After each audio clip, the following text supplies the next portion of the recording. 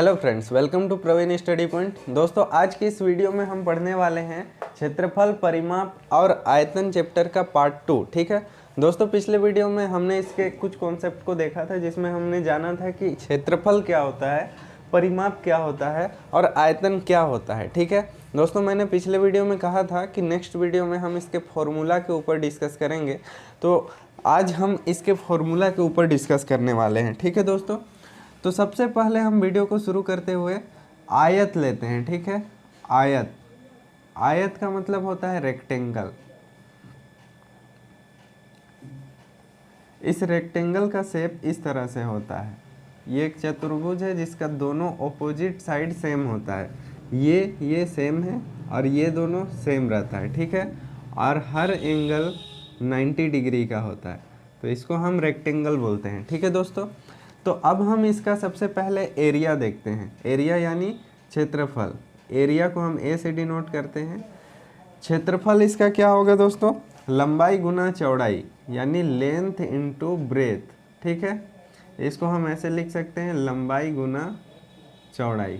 ठीक है, उसके बाद देखते हैं पेरीमीटर। पेरीमीटर का मतलब होता है परिमाप। यहाँ पे हम लिख देते हैं क्षेत्रफल, यहाँ पे लिख देते हैं परिमाप। परिमाप यानी पेरीमीटर। ठीक है, पेरीमीटर होता है 2 इंटू एल प्लस बी, यानी 2 इंटू लेंथ प्लस ब्रेथ।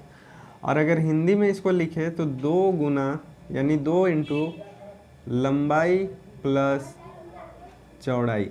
ठीक है दोस्तों, तो ये इसका परिमाप हो गया। इसका विकर्ण भी होता है दोस्तों। जैसे अगर हम यहाँ से एक लाइन खींचे, ठीक है, और इसके दोनों सामने वाले पॉइंट को छोड़ के, यानी इसका जो एडजेसेंट जो वर्टेक्स होता है, यानी सामने वाला जो वर्टेक्स होता है, उसको छोड़ के हम आगे वाले वर्टेक्स के साथ मिलाए, तो इसको हम विकर्ण बोलते हैं। ठीक है, तो इसमें 2 विकर्ण खींचे जा सकते हैं, एक उधर से एक इधर से। ठीक है, तो ये जो विकर्ण है ना, इस विकर्ण की लंबाई कितनी होती है, इसको हम इंग्लिश में डायगोनल बोलते हैं। ठीक है, तो विकर्ण अगर हमको निकालना पड़े कहीं पे, विकर्ण, ठीक है, इसको इंग्लिश में बोलते हैं डायगोनल। ठीक है, तो इसका फॉर्मूला होता है अंडर रूट लंबाई स्क्वायर प्लस चौड़ाई स्क्वायर, यानी length square plus breadth square. ठीक है, तो ये होता है एरिया का फॉर्मूला। अब देखिए, हम इसको यहाँ से इस तरह से कर देते हैं। अब देखते हैं हम एक वर्ग के बारे में। ठीक है, वर्ग, यानी इसको इंग्लिश में क्या बोलते हैं? स्क्वायर। स्क्वायर, ठीक है। अब स्क्वायर किस तरह का होता है? तो ये भी एक क्वाड्रिलेटरल है, चतुर्भुज है। ठीक है, तो इसका जो चारों साइड है ना, वो चारों साइड बराबर होता है। ठीक, और हर एंगल इसमें भी क्या होता है? 90 डिग्री का होता है। ठीक है, हर एंगल 90 डिग्री का होता है। तो इसका एरिया जो है, यानी क्षेत्रफल, ठीक है, क्षेत्रफल, इसका क्षेत्रफल होता है दोस्तों साइड स्क्वायर। साइड स्क्वायर, यानी इसको हिंदी में अगर लिखे तो हम लिख सकते हैं भुजा स्क्वायर।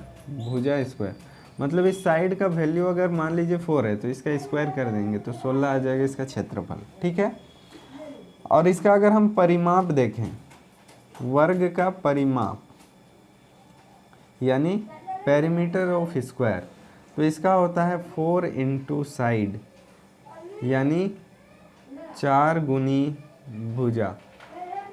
ठीक है, हिंदी में ये होता है। और अगर हम इसका विकर्ण देखें दोस्तों, वर्ग का विकर्ण, विकर्ण, ठीक है, तो वर्ग का जो विकर्ण है, यानी इंग्लिश में डायगोनल, ठीक है, इसको हम लिख सकते हैं √2 गुना भुजा। ठीक है दोस्तों, अगर आप स्क्रीनशॉट लेना चाहते हैं तो ले सकते हैं यहाँ से। अब हम आगे बढ़ते हैं। ठीक है, वर्ग की भुजा जो है उसको अब देखेंगे। यहाँ पे लिखते हैं वर्ग की भुजा। अगर कहीं पे भुजा निकालने के लिए दिया है तो हम उसमें फॉर्मूला लगाएंगे अंडर रूट क्षेत्रफल, यानी अंडर रूट एरिया। ठीक है, अब दूसरा इसमें फॉर्मूला है दोस्तों, देखिए, पहला फॉर्मूला क्षेत्रफल, दूसरा परिमाप, तीसरा विकर्ण हो गया, चौथा भुजा हो गया, अब भुजा का एक और फॉर्मूला है, ठीक है, भुजा का, वर्ग की भुजा एक और तरीके से निकाला जा सकता है। अगर परिमाप दिया है, परिमाप बटे 4, ये होता है वर्ग की भुजा। उसके बाद वर्ग की भुजा एक और तरीके से निकाला जा सकता है। अगर मान लीजिए क्षेत्रफल भी नहीं दिया है, परिमाप भी नहीं दिया है, तो हम इसको करेंगे विकर्ण बटे यानी डायगोनल बटे √2, ठीक है। तो ये यहाँ तक कंप्लीट होता है वर्ग, ठीक है दोस्तों। तो एक बार मैं रिवाइज करा देता हूँ आपको कि क्या क्या हमने लिखा। सबसे पहले तो आयत, ठीक, आयत को इंग्लिश में क्या बोलते हैं, रेक्टेंगल। इस तरह का जो शेप होता है इसको हम लोग बोलते हैं रेक्टेंगल। तो आयत का क्षेत्रफल होता है लंबाई गुना चौड़ाई, आयत का परिमाप होता है 2 इंटू लंबाई प्लस चौड़ाई, ठीक है। आयत का विकर्ण होता है √ लंबाई स्क्वायर प्लस चौड़ाई स्क्वायर, ठीक है। अब हम वर्ग में आते हैं। वर्ग में क्या होता है, वर्ग का क्षेत्रफल होता है भुजा स्क्वायर, वर्ग का परिमाप होता है 4 गुनी भुजा, वर्ग का विकर्ण होता है √2 गुनी भुजा, ठीक है।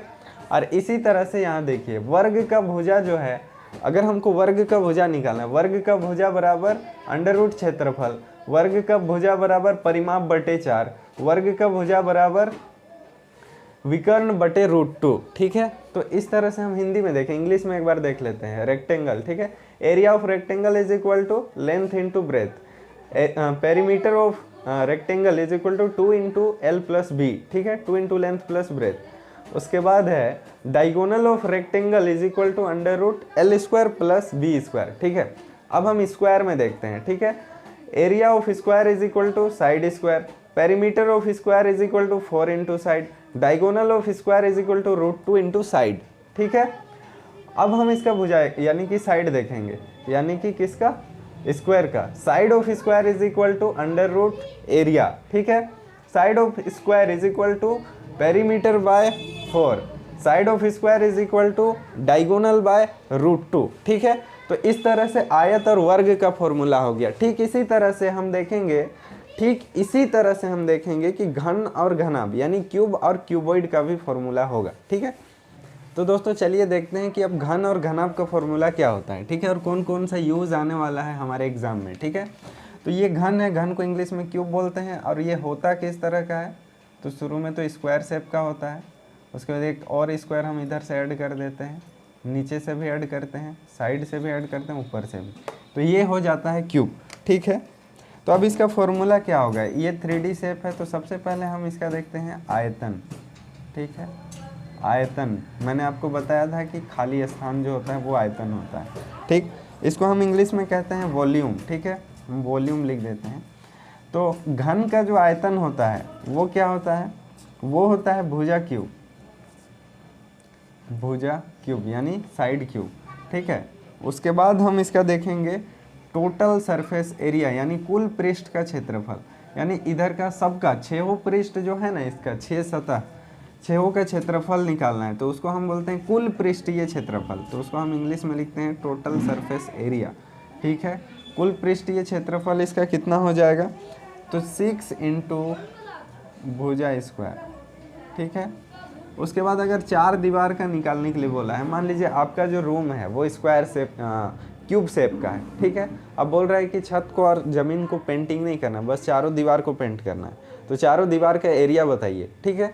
तो इस स्थिति में हम इसका लेटरल सरफेस एरिया निकालते हैं। लेटरल सरफेस एरिया मतलब आपके जो 4 दीवार का क्षेत्रफल है उसको हम लोग लेटरल सरफेस एरिया कहते हैं, ठीक है। तो हम कह देते हैं यहाँ पे लेटरल सरफेस एरिया, तो ये हो जाता है 4 इंटू भुजा स्क्वायर, 4 इंटू भुजा स्क्वायर, ठीक है। उसके बाद हमको देखना है घन में एक और फॉर्मूला विकर्ण, ठीक है। घन का विकर्ण हम कैसे निकालेंगे, इसके लिए भी एक फॉर्मूला होता है, वो है √3 इंटू भुजा, ठीक है। क्या होता है, √3 इंटू भुजा। इसके बाद एक और फॉर्मूला है भुजा,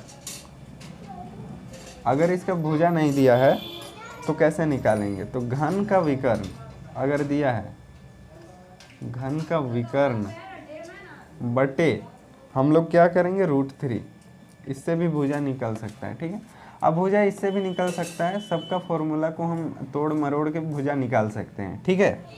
तो यहाँ तक आपने देखा कि किस तरह से घन का फॉर्मूला है। अब हम देखते हैं घनाभ, ठीक है। घनाभ, घनाभ को इंग्लिश में बोलते हैं क्यूबॉइड, ठीक है। अब ये जो क्यूबॉइड है वो किस शेप का होता है, तो देखिए थोड़ा इसको बड़ा बनाते हैं, इस शेप का होगा। ये एक रेक्टेंगल, इधर से एक रेक्टेंगल, इधर से एक रेक्टेंगल, इधर से, छह साइड से, ठीक। तो ये हो जाता है दोस्तों घनाभ का शेप, ठीक है, यानी क्यूबॉइड। सबसे पहले तो हम देखते हैं कि इसका आयतन क्या होगा, ठीक। आयतन, तो घनाभ का आयतन यानी कि वॉल्यूम, ठीक है, इंग्लिश में वॉल्यूम। तो घनाभ का आयतन क्या होगा यानी वॉल्यूम ऑफ क्यूबॉइड क्या होगा, तो ये होगा लंबाई गुना चौड़ाई गुना ऊंचाई, ठीक है। क्या होगा, लंबाई गुना चौड़ाई गुना ऊंचाई, ये हो गया उसका आयतन। उसके बाद हम देखेंगे इसका total surface area. Total surface area मैंने बताया कि कुल पृष्ठीय क्षेत्रफल, मतलब आपको चार दीवार का भी निकालना है, ऊपर का छत का भी और नीचे का जमीन का भी निकालना है, ठीक है।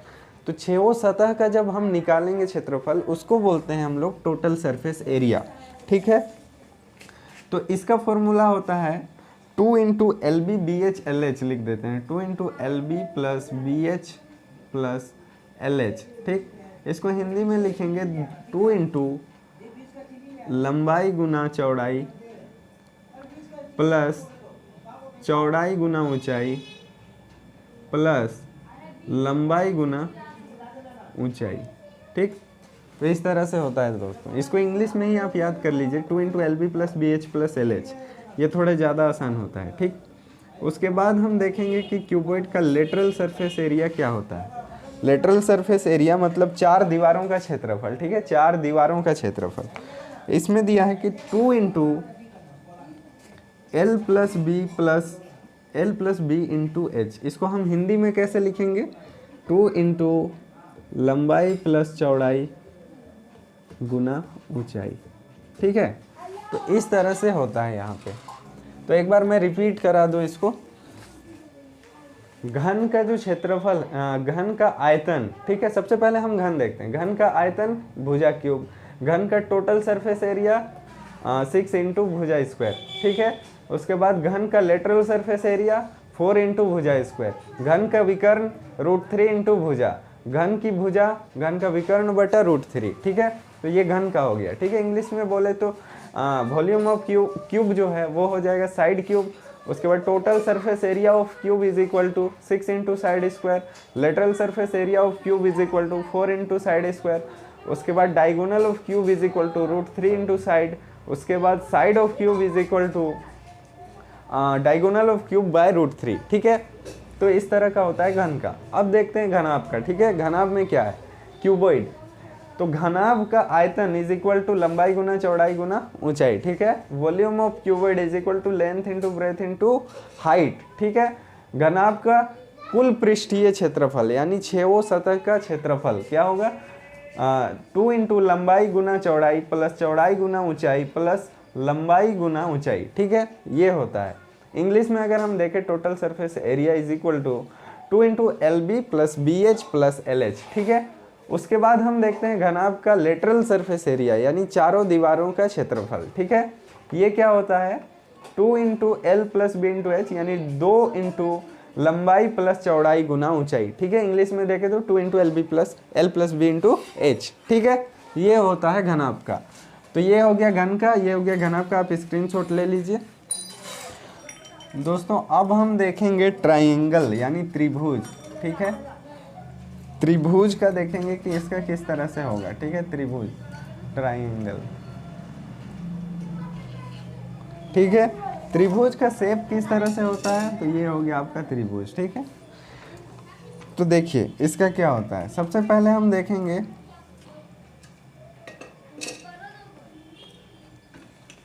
समकोण त्रिभुज का क्षेत्रफल, समकोण त्रिभुज का क्षेत्रफल, ठीक है।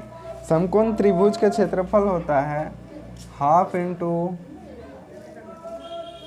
आधार इंटू लंब, ठीक है। आधार किसको बोलते हैं, लंब किसको बोलते हैं, ये सवाल उठता है। इसको बोलते हैं इंग्लिश में half into base into height, ठीक है। ये जो नीचे वाला है ना दोस्तों, इसको आधार बोलते हैं। और इसमें अगर आप 90 डिग्री एंगल बना दीजिए तो ये जो इसकी लंबाई होगा ये हाइट हो जाएगा, ये बेस हो जाएगा। मतलब ये आधार हो गया और ये लंब हो गया। इसमें इसको इंग्लिश में परपेंडिकुलर बोलते हैं, ठीक है। देखिए अब दूसरा फॉर्मूला इसमें याद रखना है, विषमबाहु त्रिभुज का क्षेत्रफल। ये उतना यूज होता नहीं है, लेकिन फिर भी विषमबाहु त्रिभुज का क्षेत्रफल, ठीक है। विषमबाहु त्रिभुज का क्षेत्रफल आपको यहाँ पे हो जाएगा s into s minus a into s minus b into s minus c, ठीक है। ये हेरोन्स फार्मूला है, इसको बाद में हम डिस्कस करेंगे कि किस तरह से होता है। अभी आप बस फार्मूला लिख लीजिए, ठीक है। वैसे इसका ज़रूरत उतना ज़्यादा पड़ता नहीं है इस लेवल पे, ठीक है। अगर इसका अर्ध परिमिति चाहिए हमको, अर्ध परिमिति कहीं पे पूछता है, ठीक है, अर्ध परिमिति, तो हम इसको कैसे निकालेंगे? इसको हम लिखेंगे a plus B plus C by 2, ठीक है। अब फॉर्मूला इसको लिख लीजिए। तो दोस्तों इसमें मेन जो फॉर्मूला है वो आयत का है, वर्ग का है, क्यूब का है, क्यूबॉइड का है, यानी घन घनाभ का। बस इतना ही आपको मेनली याद रखना है, ठीक है। और साथ में त्रिभुज का आपको एक फॉर्मूला समकोण त्रिभुज वाला याद रख लेना है, तो बाकी सारी चीज़ें बन जाती है, ठीक है। वो करते करते वृत्त का आपको याद हो जाएगा, बाकी सभी चीज़ों का धीरे धीरे करते करते आपको याद हो जाएगा। और साथ में एक और फॉर्मूला आप याद रखिएगा, आयत से रिलेटेड, ठीक है। आयत से रिलेटेड एक और फॉर्मूला है जिसको हम कहते हैं बाहर के रास्ते का क्षेत्रफल। मान लीजिए देखिए ये है एक आयत, इसके बाहर एक और आयत है, देखिए ये रास्ता बन गया चारों तरफ। तो इसका आपको क्षेत्रफल निकालना है, तो आप किस तरह से निकालिएगा, ठीक।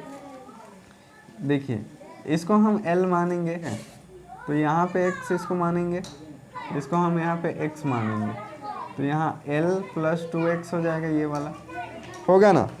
तो इस तरह से जब हम एजम्पशन करेंगे, जैसे ये वाला को L माने, ठीक, यहाँ से लंबाई L है, यहाँ से यहाँ का x है, यहाँ से यहाँ का x है, तो ये 2x हो गया, x और x 2x, और इस L में जोड़ देंगे तो इस पूरी लंबाई निकल जाएगी यहाँ से, ठीक है। तो ये हुआ। तो अब इसका फॉर्मूला देखिए, बाहर के रास्ते का क्षेत्रफल, बाहर के रास्ते का क्षेत्रफल, ठीक है, 2x into L plus B plus 2x। देखिए ये लेंथ हो गया, ये ब्रेथ हो गया, इस तरह से है, ठीक है। अब देखिए सेकंड नंबर, इसमें क्या है, अंदर के रास्ते का क्षेत्रफल पूछा है। अंदर के रास्ते का क्षेत्रफल, अंदर के रास्ते का क्षेत्रफल, इसको हम लोग कैसे निकालेंगे? इसको हम लोग निकालेंगे 4x इंटू ए माइनस एक्स, ठीक है, ये हो जाएगा। तो इसको बाद में मैं क्वेश्चन जब बनाऊंगा उस समय अच्छे तरीके से समझा दूंगा। अभी आप क्वेश्चन इसको लिखिए, ठीक। अगर यही वर्ग के बारे में पूछे, ठीक है, तो वर्ग में क्या होता है, बाहर के रास्ते का क्षेत्रफल, ठीक है, बाहर के रास्ते का क्षेत्रफल होता है 4x इंटू ए प्लस एक्स, ठीक है। और यहीं अंदर के रास्ते का क्षेत्रफल, ठीक है, अंदर के रास्ते का क्षेत्रफल हो जाएगा 4x इंटू ए माइनस एक्स, ठीक है दोस्तों। तो इस तरह से आपका ये जो फॉर्मूला है क्षेत्रफल, परिमाप और आयतन का, ये लगभग कंप्लीट होता है, ठीक है। जैसे देखिए आयत में अगर ये कुछ अलग से फॉर्मूला है, उसको अगर देखें तो जैसे अंदर का आपको मेजरमेंट दिया, बोल रहा है बाहर एक और आयत है, ठीक है, उसका मेजरमेंट आपको दे दिया है, ठीक है, दिया नहीं है, आप यहाँ से यहाँ तक का मेजरमेंट दिया होगा तो निकाल लीजिएगा, ठीक। ये मैं बताऊंगा, ठीक है। बोल रहा है बाहर के रास्ते का क्षेत्रफल बताइए, तो आप कैसे निकालेंगे, 2x into L plus B plus 2x, ठीक है।